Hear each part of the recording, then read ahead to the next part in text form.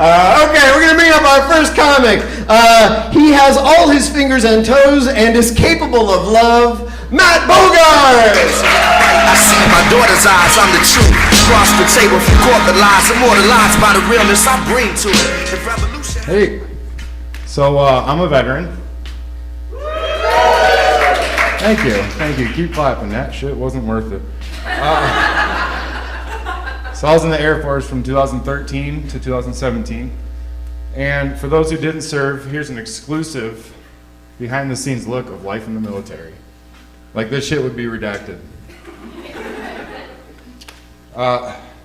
So being in the government being in the military is the worst. You're owned by the government.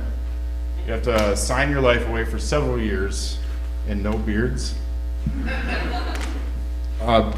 So many other countries can have beards in the military. And I watched the Canadian military get off of a plane, full beards, looking badass and intimidating, as we sat and watched them like a squadron of hairless cats. That's why I got out, actually, no beards. It's a real deal breaker. I knew I had much greater potential. Well, that and the compensation wasn't very good. So you start off at E1, enlisted rank 1, and then you promote to E2, then eventually E3. Then after about 3 or 4 years, if you've worked hard enough, you can put on the rank of senior airman, E4. And this rank is also known as reaching the national poverty line. That's under $36,000 a year. Ranks 1 through 4 are budget soldiers. It's like the government got them from TJ Maxx or something. So when you see that guy on the side of the road with a sign that says, "I'm a veteran, I need money," just know that that man is thriving compared to the TJ Maxx soldiers. He knows what he's doing. He's getting that bread is what he's doing. Well, he's getting money bread and bread. But don't thank that man. Veterans hate being thanked. I hated it. A lot of others hated it.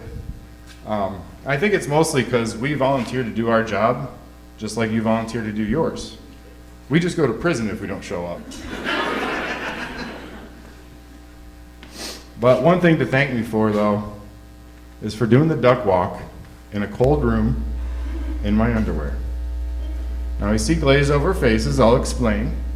To get into the military, you need to go through a series of medical tests. These tests include things like spreading your butt cheeks for a 63-year-old woman with very cold hands, but a great personality.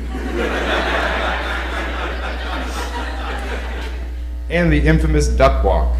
I'll show you. You can't get in without doing this. You're welcome for my service. So out of curiosity, I had to look it up. I had to look up what that test was for. And apparently it's for testing strength in your joints, like your ankles, your hips, your head, shoulders, knees and toes. And I'll tell you what doesn't mix well: the duck walk, old school boxers, and massive balls.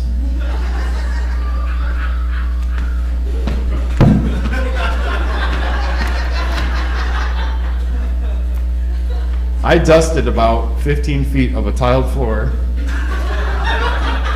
for the Department of the Defense that day. You're welcome for my service. I was always anxious too for those medical tests. A lot of us end up with pretty crazy anxiety. For example, I get anxious around big groups of people.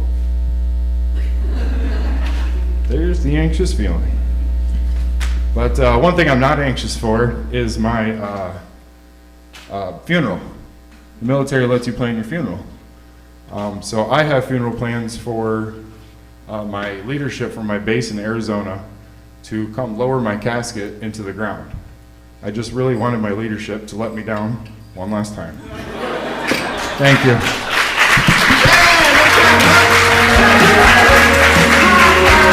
Keep going for Matt Boogaard!